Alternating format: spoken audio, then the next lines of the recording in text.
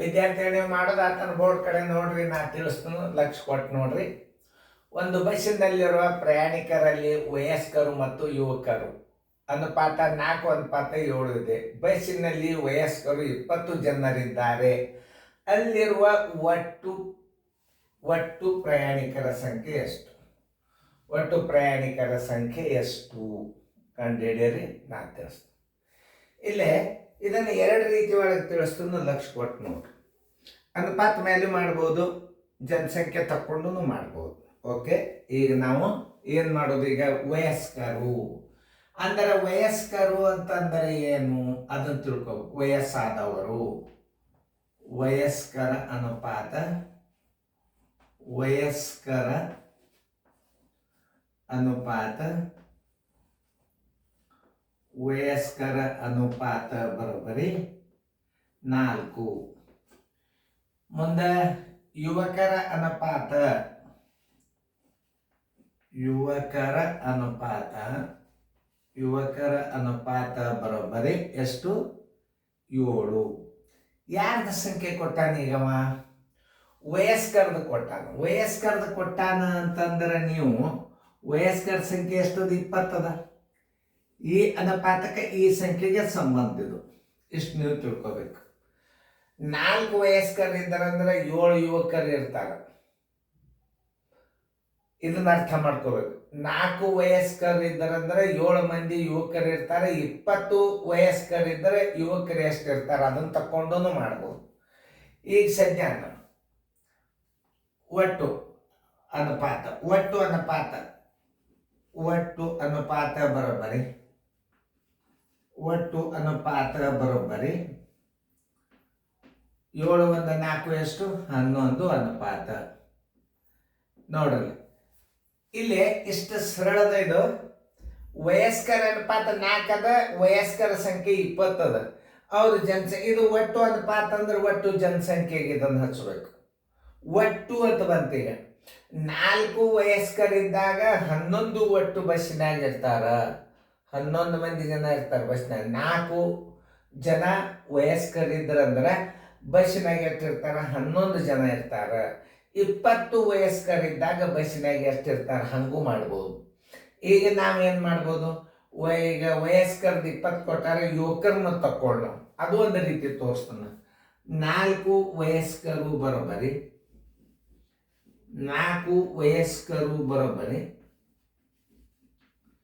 7 ಯಾರು? ಯುವಕರು. 7 ಯುವಕರು, ಇದೊಂದು ರೀತಿ. 20 ವಯಸ್ಕರು ಬರೋಬ್ಬರಿ ಎಷ್ಟು? 20 ಗುಂಡ್ಲೆ 7 ಸರಸ್ವಾಲೆ 4. 4 ಒಂದಲೆ 4 ಐದಲೆ 5 7 35 ಯಾರಾದರೂ ಯುವಕರಾದರು. ಬಸ್ಸಿನಲ್ಲಿದ್ದ ಒಟ್ಟು ಸಂಖ್ಯೆ, ಪ್ರಯಾಣಿಕರ ಒಟ್ಟು ಸಂಖ್ಯೆ ಬರೋಬ್ಬರಿ ಪ್ರಯಾಣಿಕರ ಒಟ್ಟು ಸಂಖ್ಯೆ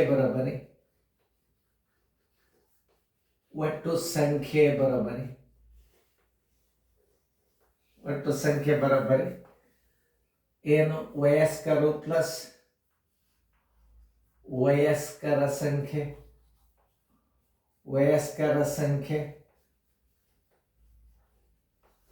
ಪ್ಲಸ್ ವಯಸ್ಕರ ಸಂಖ್ಯೆ ಪ್ಲಸ್ ಯುವಕರ ಸಂಖ್ಯೆ.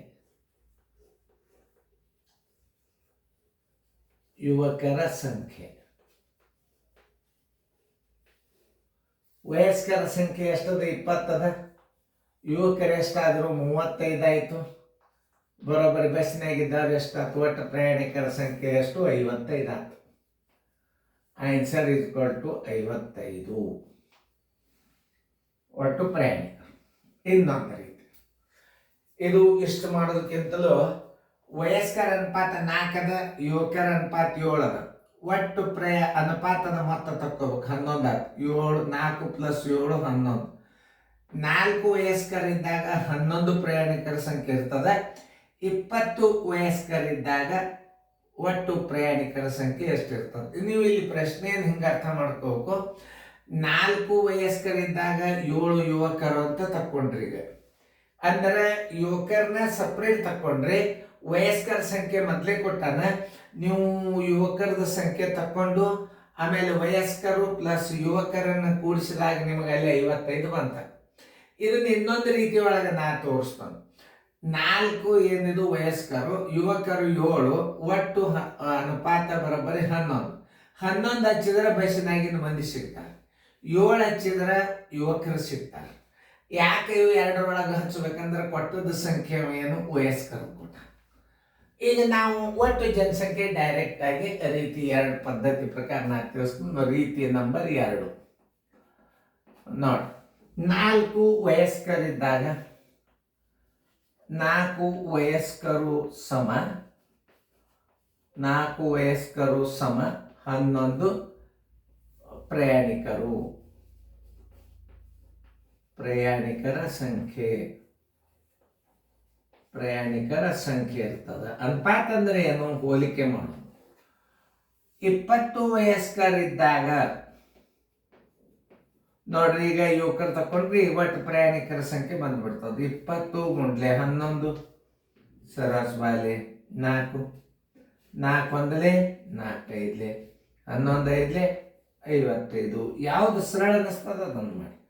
ಆನ್ಸರ್ ಇಟ್ಕೊಂಡು 55. ಬಸ್ಸಿನಲ್ಲಿಯ ಪ್ರಯಾಣಿಕರ ಸಂಖ್ಯೆ 55.